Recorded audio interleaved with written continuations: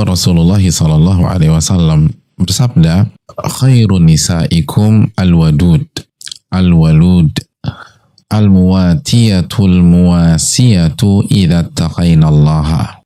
Nah itu tuh, wanita terbaik di antara kalian, khairun nisaikum, sebaik-baik wanita kalian, sebaik-baik wanita di tengah-tengah kalian. Ini udah the bestnya wanita, udah yang terbaik. Siapa mereka? Mari kita catat sifat-sifatnya. Yang pertama al-wadud. Al-wadud. Yang kedua yang pertama al-wadud ya, al-wadud. Yang kedua al-walud. Yang ketiga al-muwatiyah. Al-muwatiyatu. Al-muwatiyatu. Yang keempat al-muwasiyatu. Al-wadud, al-walud, al-muwatiyatu, dan al-muwasiyatu. Hadirin Allah muliakan, itu orang atau itu wanita-wanita yang terbaik. Idza taqainallah, jika yang memiliki sifat-sifat di atas itu bertakwa kepada Allah Subhanahu wa taala, mereka lah wanita yang terbaik. Ya, kita berhentikan sampai penggalan di sini. Hadisnya masih ada kelanjutannya. Nanti kita lanjutkan. Kita berhenti dulu sampai di sini. Hadirin Allah muliakan. Yang pertama, apa tadi yang pertama jemaah? Yang pertama al-wadud. Apa arti al-wadud hadirin? Ibu udah catat belum nih? Al-wadud. Jadi kalau ingin jadi wanita terbaik, yang pertama sifat yang harus dimiliki adalah al-wadud. Al-wadud itu artinya wanita yang penuh dengan cinta dan kasih sayang. Jadi hatinya dipenuhi dengan cinta dan sikap derap langkahnya itu penuh dengan kasih sayang. Atau simpelnya, dia wanita yang penuh cinta dan kasih sayang dan bisa mengungkapkan cinta dan kasih sayangnya tersebut. Sekali lagi catat baik-baik, ini wanita terbaik loh. Sifatnya yang pertama, hatinya penuh dengan cinta, penuh dengan kasih sayang, dan dia bisa mengungkapkan dengan kata-kata, bisa mengungkapkan dengan sikap, dengan gestur, dengan cara bicara. Lalu kata para ulama, wa ahaqqun nasi bidzalika zauj, dan pihak atau sosok yang paling berhak mendapatkan cintanya wanita tersebut adalah suaminya. Jadi wa ahaqqun nasi bidzalika zauj, suaminya. Antuhsina tawadduda ilaihi. Terus apa yang harus dilakukan wanita tersebut? Ia bisa mengungkapkan cintanya kepada suaminya. Wa antaksiba masyairahu, dan dia bisa mendapatkan hati dari suaminya tersebut. Jadi dia bisa mendapatkan perhatian, wa atifatahu, perhatian dan kasih sayang dan cinta suaminya, bi kalimatihal latifah. Kok bisa dapat perhatian suaminya, dapat kasih sayang suaminya? Karena kalimat-kalimat yang lembut, kata para ulama. Wa alfadhihal adzabah, dan artikulasi kata, pemilihan kalimat dan lafaz yang indah yang dia pilih. Wa husnu tawaddudiha lahu fi muamalatiha lahu wa fi madhariha wa hayatiha. Lalu sikapnya kepada suaminya dalam berinteraksi dan penampilan, gestur itu benar-benar ditujukan kepada suaminya. Diulang ya. Ini bukan kata saya hanya menjelaskan ucapan dari para ulama seperti Asy-Syaikh Abdul Razak bin Abdul Muhsin Al-Abbad. Jadi kata beliau dan mereka, para ulama kita rahimahullah, itu wanita yang apa? Yang penuh dengan cinta kasih, penyayang banget nih wanita. Dan dia bisa mengungkapkan cintanya, kasih sayangnya kepada siapa? Kepada semuanya. Tetapi yang terpenting, yang paling berhak dapetin itu adalah suaminya. Dia bisa tunjukkan, dia bisa ungkapkan, dan bisa berikan kasih sayangnya ke suami, dan dia bisa mendapatkan rasa suaminya, kasih sayang suaminya, perhatian suaminya, cinta suaminya. Kok bisa sih suaminya perhatian sama dia, suaminya bisa tertuju pada dia? Oh ternyata karena kalimat-kalimat yang dia pilih kalau bicara. atau kata-kata yang dia pilih ketika mau WA suaminya kalau sekarang ya. Jadi kalau WA suami itu benar-benar dijaga kata-katanya. Yang al-latifah, yang lembut, nggak boleh nyinyir sama suami. Wa alfadhihal adzabah, dan lafat-lafat atau kata-kata yang dia pilih itu baik, indah. Dan juga bagaimana ketika dia berinteraksi dengan suaminya, ketika nyiapin kebutuhan suami gitu loh. Suaminya mau pergi kantor atau mau pergi kerja atau mau aktivitas, semua disiapkan oleh wanita tersebut atau istrinya itu. Lalu cara nyiapinnya juga enak gitu loh. Nyiapin sarapan juga oke. Pokoknya semua dia tumpahkan kepada suaminya. Dan gak lupa wa fi madhariha wa hayatiha, juga dia perlihatkan dari penampilan, madhar, penampilan, wahaya, jadi bentuk, jadi tubuhnya dia jaga, mandi gitu loh ibu-ibu. Jangan gak mandi 3 hari di rumah, habisan aku gak kemana-mana. Ya itu kan suami ada di rumah. Terus jangan pakai daster terus. Walaupun memang favorit banget, dan kalau ibu pakai itu ibu bisa tidur nyenyak senyenyak-nyenyaknya karena udah nyaman, udah cocok di tubuh karena dari tahun 70-an. Jadi benar-benar best friend forever lah, sama BFF lah sama tuh daster. Tapi kan nggak enak dilihat sama suami gitu loh. Jadi sekali lagi ibu sekalian, penampilan tuh penting gitu. Jadi kalau mau jadi wanita terbaik tuh penampilan di rumah dijaga, makan tuh dijaga gitu loh. Olahraga juga penting. Olahraga tuh penting, dirawat itu tubuh gitu loh. Jadi semuanya tuh dijaga. Itu wanita terbaik. Lisan, sikap, penampilan. Ibu-ibu bermain di 3 itu. Lisan ibu-ibu ngadepin suami, jangan ngebully suami, jangan nyindir suami, jangan nyinggung suami, cari bahasa-bahasa yang luar biasa, bahasa-bahasa indah yang menunjukkan rasa sayang kita kepada suami. Ini masih berkaitan dengan rasa sayang ya, rasa cinta ya. Jadi pilih kata-kata, kalimat-kalimat yang benar-benar suami tuh yakin bahwa kita tuh sangat mencintai dia. Lalu taksibu masyairah, kita curi perasaannya gitu. Kita dapatkan perasaan, perhatiannya, dan atifah. Itu tugas wanita, tugas istri maksud saya. Dan sikapnya, cara bangunin suami kalau tidur gitu loh. Bangunin suami ketika qiyamul lail atau di waktu subuh, itu harus ada seninya ibu sekalian. Jadi harus lembut, jangan didorong-dorong tubuh suami, rambutnya dijambak-jambak biar dia bangun qiyamul lail. Janganlah ibu-ibu sekalian.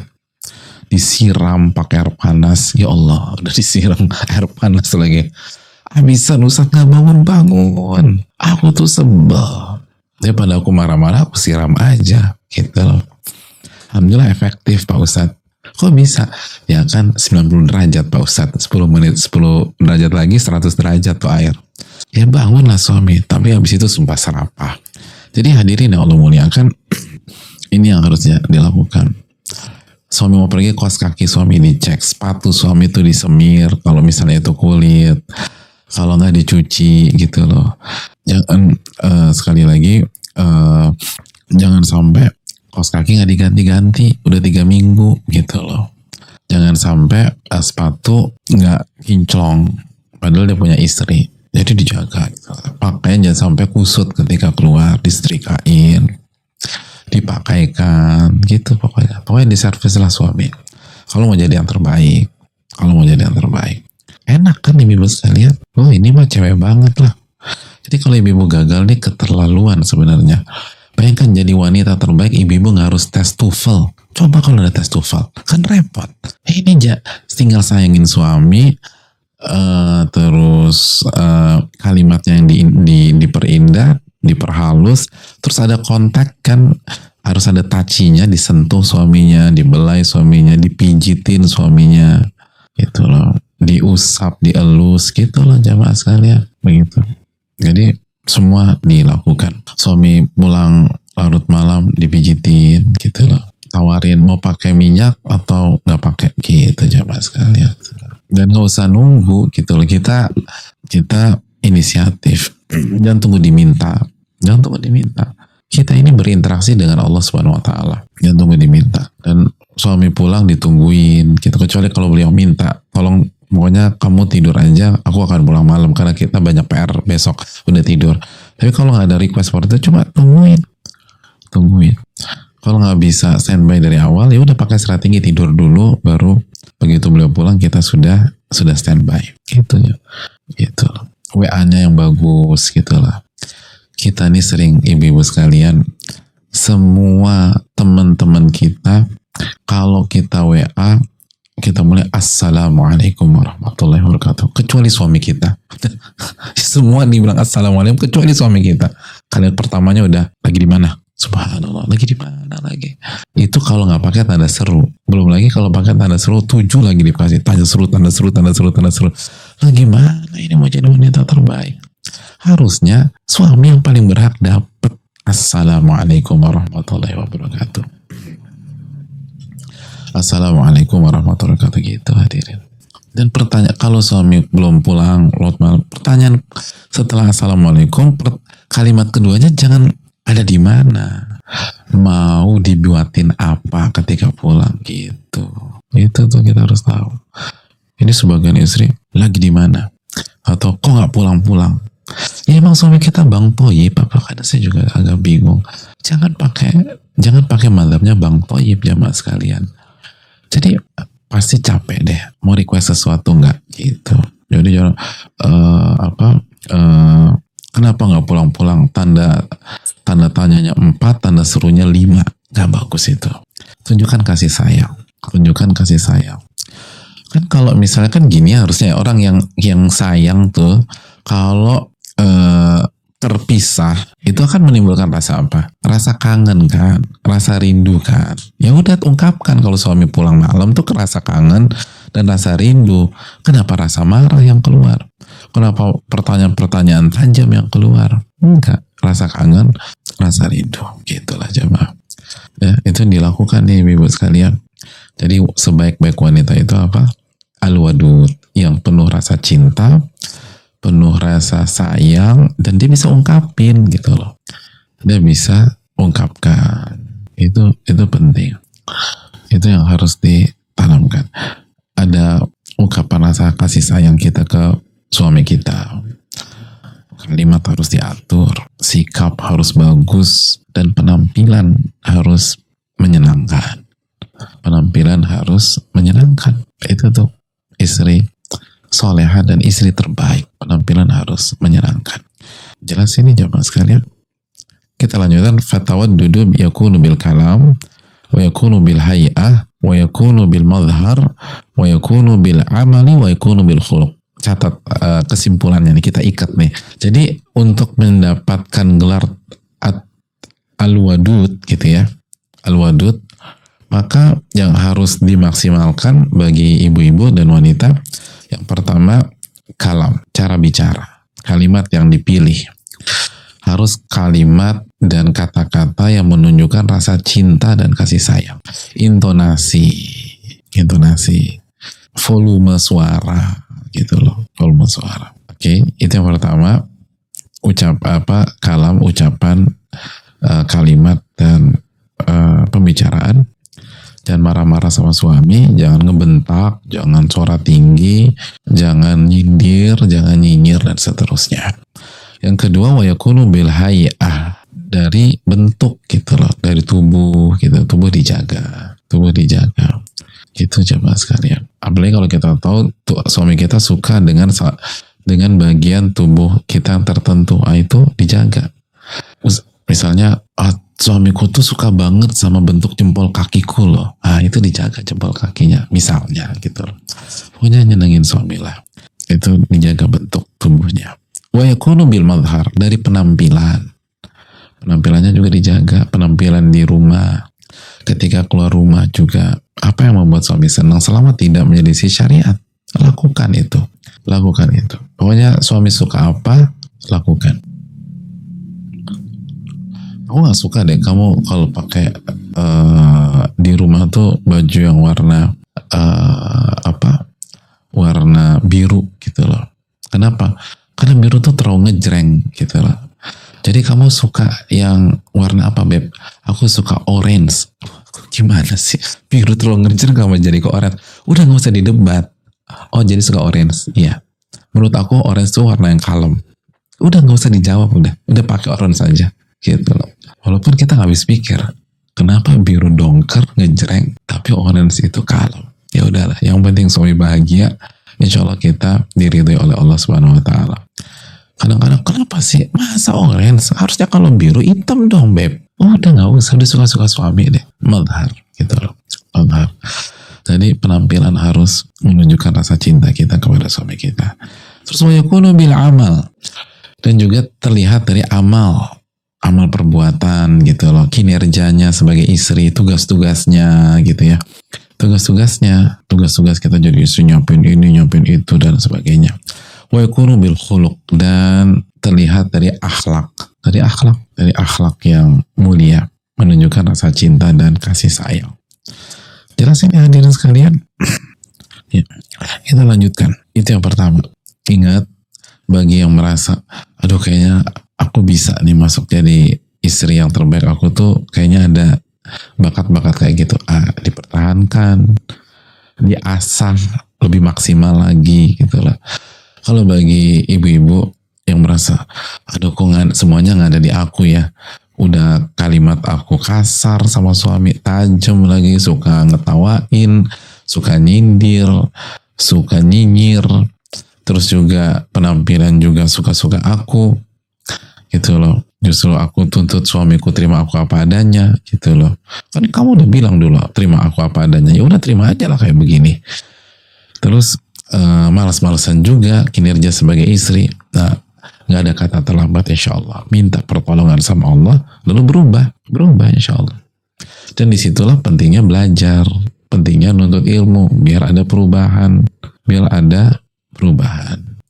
Jangan pernah berkecil hati, jangan pernah minder, jangan pernah putus asa. Mari kita berubah. Fungsi belajar itu memperbaiki. Fungsi belajar itu yang awalnya tidak soleh jadi soleh. Jadi itu yang perlu kita camkan bersama-sama. Pokoknya optimis terus, minta pertolongan sama Allah, tawakal kepada Allah. Udah bismillah kita coba. Memang susah, yang biasanya suara tinggi, terus agak kasar, atau suka nyindir, jadi halus banget. Terus dijaga, jangan sampai buat suami tersinggung. Itu butuh pengorbanan. Itu bukan 1-2 hari itu. Tapi insya Allah kalau kita jujur, Allah akan wujudkan cita-cita kita. Gitu kan. Masih ingat hadis dalam Riyadhus Shalihin, intas dukillah yasduka. Jika Anda jujur sama Allah, Allah akan wujudkan cita-cita Anda. Yang berikutnya jamaah sekalian, al-walud. Nah, sifat seperti apakah al-walud ini? Al-walud, mari kita baca. Kathiratul injab. Walud itu subur dan banyak melahirkan. Jadi punya banyak anak. Wahya sifatun hamidatun fil mar'ah. Dan ini sifat yang positif dan terpuji bagi wanita. Wahya min khairin nisa. Dan ini menjadikan wanita menjadi sebaik-baik wanita. Dan hampir semua pihak mengakui itu gitu loh. Makanya bahkan seringkali di beberapa komunitas atau di beberapa pihak seringkali kurang objektif juga dan kurang adil juga ke wanita. Begitu ada masalah yang langsung disalahkan wanitanya, belum tentu juga. Bisa jadi pihak suami yang bermasalah. Peluang seperti itu tetap ada. Tapi intinya bahwa ini adalah sifat yang bagus bagi wanita atau kelebihan yang positif bagi wanita. Tapi belum selesai keterangan ulama. Mari kita simak keterangan Syekh Abdul Razak bin Abdul Muhsin Al-Abbad hafizahullah. Wa idza kanatil mar'atu mubtalatan bi'illatin aw maradin fa hadha amrun la yadurruha. Dan apabila seorang wanita diuji dengan penyakit atau dengan kendala, mungkin dengan impotensi gitu loh, maka ini tidak la yadurruha, ini nggak mengganggu dia kok. Ini tidak membuat peluangnya menjadi wanita terbaik itu hilang atau sirna. Masya Allah para ulama ya. Jadi Nggak usah minder nih yang belum punya anak atau yang tidak punya anak dan hampir dipastikan nggak akan punya anak. Jangan minder, jangan sedih. Kalau seorang wanita diuji dengan sakit atau ada kendala sehingga dia tidak bisa melahirkan, atau ada yang belum punya anak tapi rahimnya udah diangkat, la yadurruha, itu tidak mengganggu dia. Li'annahu laysa amran qassarat fihi aw sa'at hiya fil ikhlali bihi. Karena kalau faktornya ini, itu bukan karena kelalaian si wanita itu, bukan karena kelalaian, dan bukan disengaja untuk tidak mau punya anak. Fala yuhasibuhallahu ala dhalik, maka Allah tidak akan menghisapnya pada hari kiamat. Allah nggak akan menghisap. Wala yadurruha dhalik, dan tidak akan merugikan dan mengganggu dia. Wala yatanafa dhalika ma'asalahiha, dan tidak menghilangkan atau mengurangi kesolehan dan kebaikan wanita itu. Jadi tidak akan mengganggu dan menghilangkan atau mengurangi kualitas kesolehan wanita tersebut. Adapun in kanat hiya waludan walakinnaha tamna'ul aulada wa taqta'ul injaba wa tas'a fi qat'ihi fa hadha fihi dararun 'alaiha. Adapun apabila dia adalah wanita yang Allah berikan kesuburan. Jadi dia adalah wanita yang Allah berikan kesuburan, tapi dianya yang tidak mau anak-anak, dia cegah, dia nggak mau hamil, bahkan dia putus itu kelahiran dan dia berusaha menggugurkan atau membuat dirinya tidak bisa melahirkan. Dia memang ada usaha ke sana, ada effort ke sana, nggak mau dia pakai itu tanpa ada alasan syar'i, tentu saja tanpa ada alasan syar'i, cuman karena nggak mau aja. Aku nggak suka anak kecil, aku nggak mau, aku lebih suka hidup sendiri. Dan itu kan terjadi, tren itu muncul di dunia, tren itu muncul dan ada saat ini di dunia. Nggak mau punya anak, khawatir ribet, hanya ngerepotin, hanya ngeganggu dan lain sebagainya. Padahal dia bisa, dan dia berusaha untuk tidak punya anak. Fahadha fihi dhararun 'alaiha, ini yang akan merusak dia, ini yang akan membahayakan dia di dunia dan di akhirat. Waqad qala Nabi SAW, dan Nabi telah bersabda, tazawwajul wadud al-walud, menikahlah dengan wanita yang al-wadud. Masih ingat al-wadud itu apa? Tadi wanita yang penuh rasa cinta, kasih sayang dan bisa mengungkapkannya. Wal walud, dan wanita yang banyak anak. Fa inni mukatsirun bikumul umama yaumil qiyamah, karena aku berbangga dengan banyaknya umatku pada hari kiamat. Aku berbangga dengan banyaknya umatku pada hari kiamat. Falladhi yanbaghi 'alal mar'ati an tas'a fi wujudil aulad, maka seyogyanya seorang wanita berjuang untuk memiliki anak. Wa tabdhulu sababa fi dzalik, dan berikhtiar untuk memiliki anak. Wa tas'a fi tarbiyatihim wa tansyiatihim wa riayatihim, dan berjuang untuk bisa mendidik anak dan bisa menjaga tumbuh kembangnya dan bisa merawatnya. Wa tahtasibu litakuna sababan fi an yujada fil mujtama abna'un salihun wa du'atun muslihun, dan dia berjuang agar anaknya menjadi sebab, atau mohon maaf, dia berjuang agar dia menjadi sebab lahirnya anak-anak yang soleh di tengah-tengah masyarakat, dan lahirnya dai-dai yang memperbaiki kualitas masyarakat. Jadi hendaknya para ibu itu, para wanita itu, ketika berusaha memiliki anak, dia berjuang, dia berniat, bertekad dan berjuang agar anaknya nanti menjadi anak yang soleh, dan bukan hanya jadi anak yang soleh, tetapi memperbaiki kualitas kesolehan dari masyarakat. Wa tahtasib dzalika min awwali dukhuliha fi zawaj, dan ketika dan hal itu semua dia harapkan mulai dari awal dia masuk ke pernikahannya. Taqulu bainahu wa bain Allah, dia berbicara secara private antara dia dengan Allah Subhanahu wa taala. La'allallaha yukrimuni bi abna'in min a'immatil huda aw min ulama'il muslimin wa min du'atil khairi. Semoga Allah Subhanahu wa taala memuliakan aku dengan anak-anak yang menjadi imam-imam petunjuk dan menjadi ulama-ulama kaum muslimin, atau dai-dai, ustadz-ustadz yang mengajak kepada kebenaran. Fayuktabu lahal ajrul azim ala hadhihi niyatis salihah, maka dia akan mendapatkan pahala yang besar dan luar biasa karena niat yang solehah tersebut, niat yang benar itu. Dan wa ma yatba'uha minal inayah wa ri'ayah, dan dia akan dapat pahala dari seluruh yang dia perjuangkan, seluruh apa yang dia lakukan untuk merawat dan mendidik anak-anak tersebut. Jadi ibu sekalian dan para akhwat, jadi dari awal itu pada saat kita menikah nih, kita udah punya niatnya apa? Kita bicara private dengan Allah, munajat kepada Allah, berkhalwat dengan Allah. Ya Allah, semoga Engkau muliakan aku dengan anak-anak yang insya Allah akan menjadi imam-imam kebaikan, imam-imam petunjuk, pemimpin-pemimpin yang mendapatkan petunjuk. Semoga anak-anakku ada yang jadi ulama gitu loh. Semoga anakku ada yang jadi dai atau jadi ustadz gitu loh. Semoga anakku ini bermanfaat. Nah itu, coba kita ingat-ingat dulu waktu kita nikah punya niat begitu nggak? Gitu. Makanya sebagian orang anaknya jadi bandar, na'udzubillah min dzalik. Anaknya mabok, na'udzubillah min dzalik. Ketika dicek nggak ada niat seperti itu ketika nikah. Udah normal aja. Kalaupun punya anak, pengennya anak yang lucu-lucu. Udah dapet lucu, tapi lucu sampai berapa tahun sih? Udah. Pengen, aku tuh dari awal tuh pengen anak yang pinter-pinter. Dapet anak yang pinter-pinter. Tapi habis sudah dewasa, ninggalin ibunya, dan ninggalin keluarganya. Dapat anak pintar. Oh, udah lupa udah sama orang tua. Dan kata para ulama, ini seharusnya ini dari awal nikah gitu. Dari awal nikah. Dari awal berhubungan misalnya udah niat pokoknya semoga dapat anak yang begini. Semoga dapat anak seperti ini. Itu hadirin Allah muliakan.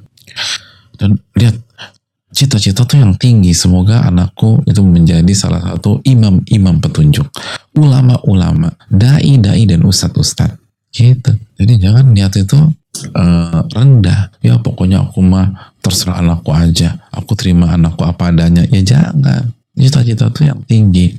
Innallaha yuhibbul ma'aliyal umur. Nabi SAW mengatakan Allah itu suka dengan hal-hal yang tinggi, hal-hal yang besar gitu ya. Jadi intinya kalau Allah tidak takdirkan kita punya anak, rahim kita bermasalah, atau kita misalnya kita laki-laki tidak bisa berjuang sehingga terjadi pembuahan, maka itu tidak ada masalah. Bukankah Aisyah radhiyallahu taala anha juga tidak punya anak? Dan bukankah istri-istri Nabi SAW selain Khadijah juga tidak punya anak dari Nabi SAW? Tapi bagi yang tidak ada kendala sama sekali, bagi yang semuanya bagus dan dia nggak punya anak gara-gara dia nggak mau. Beda kalau bukan karena kita, bisa jadi kita bagus, pasangan kita nggak bagus, atau kita bagus dan pasangan kita nggak ada masalah, pasangan kita nggak ada masalah, tapi nggak cocok aja gitu loh. Akhirnya kan ada macam-macam itu rias, dan saya nggak mau bicara panjang lebar karena ini bukan fak dan ekspertis saya. Tapi intinya bisa jadi dua couple itu suami istri nggak ada masalah, tapi begitu prosesnya ada kendala, itu sangat mungkin terjadi. Hal itu nggak ada masalah. Yang ada masalah faktor yang membuat dia nggak punya anak gara-gara perbuatannya sendiri. Dia nggak mau, dia berusaha dan lain sebagainya. Itu yang memupus kesempatan dia menjadi wanita terbaik, bahkan wanita baik bisa jadi. Karena Nabi bangga banget nih. Bayangkan Nabi katakan, karena aku berbangga dengan banyaknya umatku pada hari kiamat. Aku senang loh kalau umatku banyak. Masa kita nggak ingin buat Nabi bangga, jamaah? Mau buat Nabi bangga pakai apa lagi gitu lah. Kalau kita pikir-pikir, pakai tahajud, ya tahajud kita pas-pasan.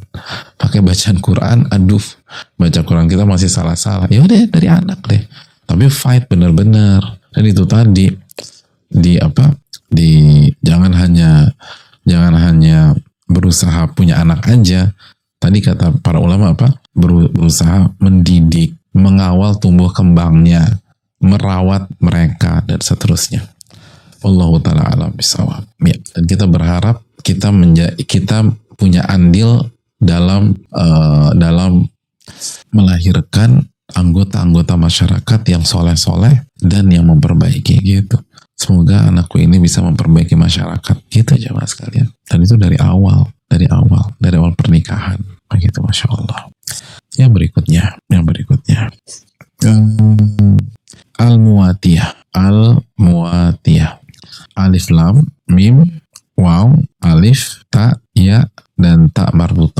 Al-muatiyah. Hadirin Allah muliakan. Jadi alif lam, mim, waw, alif, ta, ya, dan ta marbutah. Bisa dilihat di layar. Jadi setelah khairun nisaikum al-wadud, al-walud, al-muatiyah. Itu al-muatiyah. Al-muatiyah. Dan al-muasiyah. Nanti al-muasiyah nanti. Al-muatiyah dulu. Alif lam, mim, waw, alif, ta, ya, dan ta marbutah. Al-muatiyah. Nah, siapa sih sosok Al-Muatiyah ini? Aku kok baru dengar nih Pak Ustadz. Nah, kita jelaskan keterangan para ulama kita. Siapa tuh Al-Muatiyah? Al-Muatiyah adalah wanita yang tidak kasar. Laisat faddah wala ghalidhah. Gitu.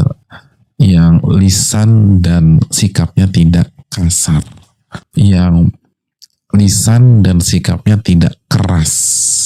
Nah itu. Jadi wanita yang sikap dan lisannya tidak kasar, tidak keras.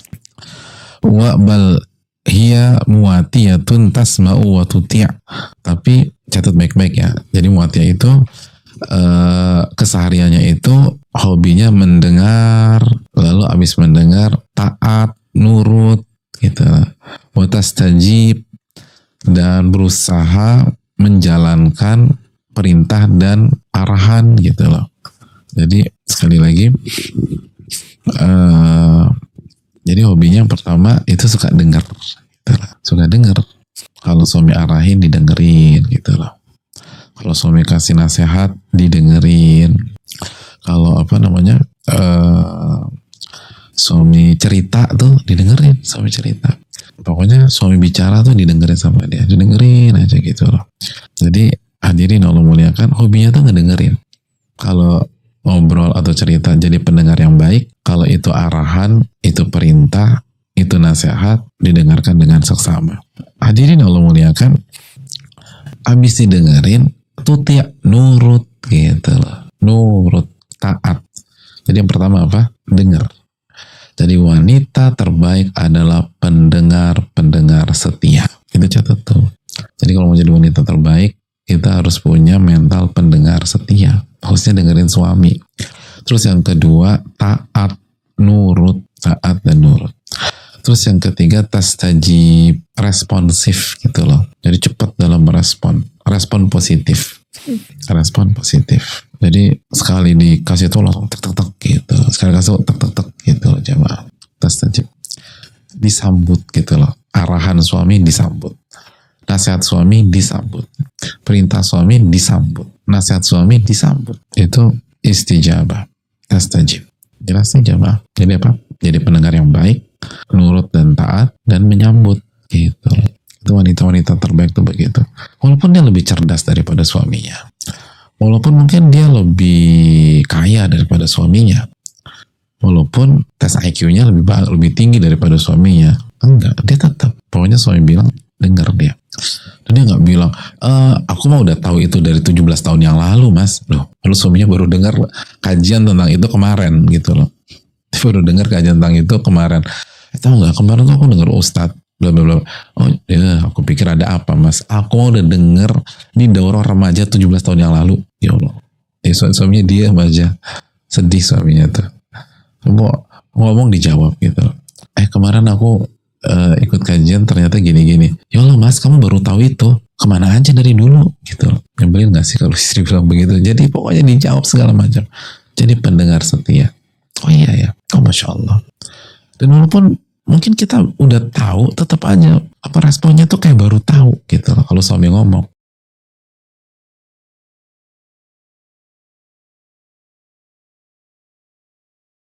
Subhanallah walhamdulillah wala ilaha illallah wallahu akbar. Subhanallah